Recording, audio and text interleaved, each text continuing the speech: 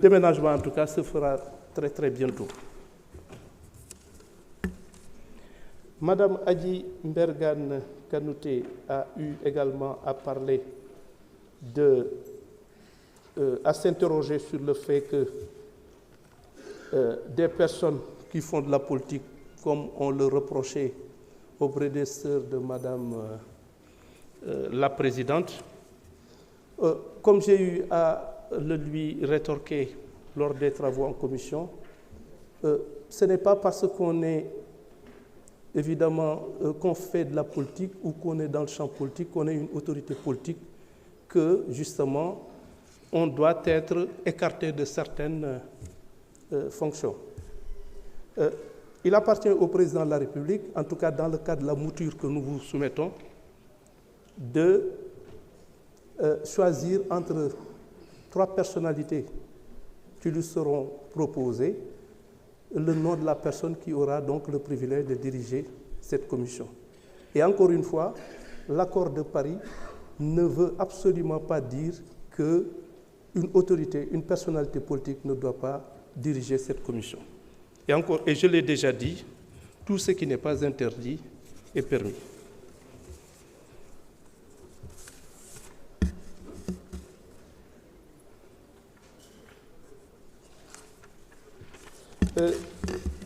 L'honorable député Dicko a eu à poser la question de savoir pourquoi le Sénégal a été donc rétrogradé du statut A au statut B.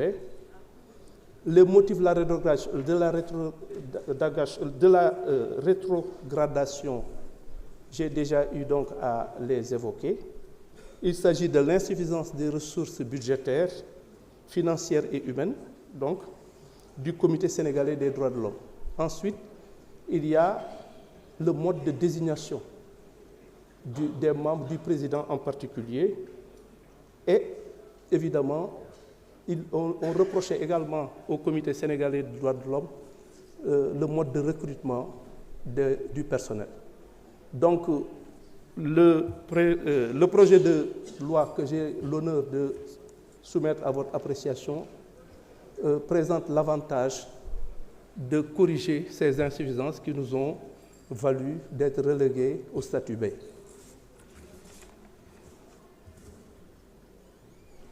Bon, on a également Madame Awa Diène et le député, l'honorable député Moussa Diakhaté, le président Diakhaté, ont eu donc à poser la question de savoir ce que l'État prévoit pour les migrants de retour d'Allemagne.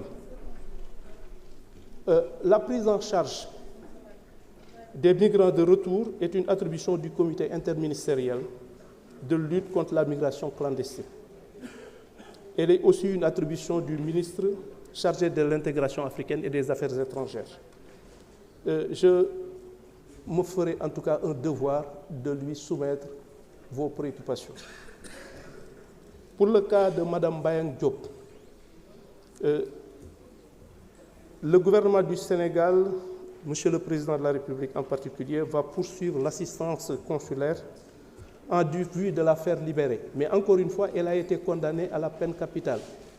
Et pour envisager son retour, pour envisager évidemment qu'elle puisse poursuivre ou en tout cas continuer à purger sa peine au Sénégal, il va falloir commuer la peine de mort qui lui a été infligée en détention perpétuelle, en détention à vie. Donc nous y travaillons et nous ne désespérons pas de trouver une solution rapide à cette question.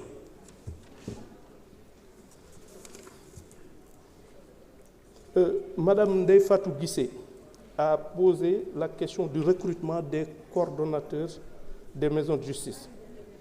Le collectif des coordonnateurs des maisons de justice a été reçu au ministère de la Justice le 8 août dernier.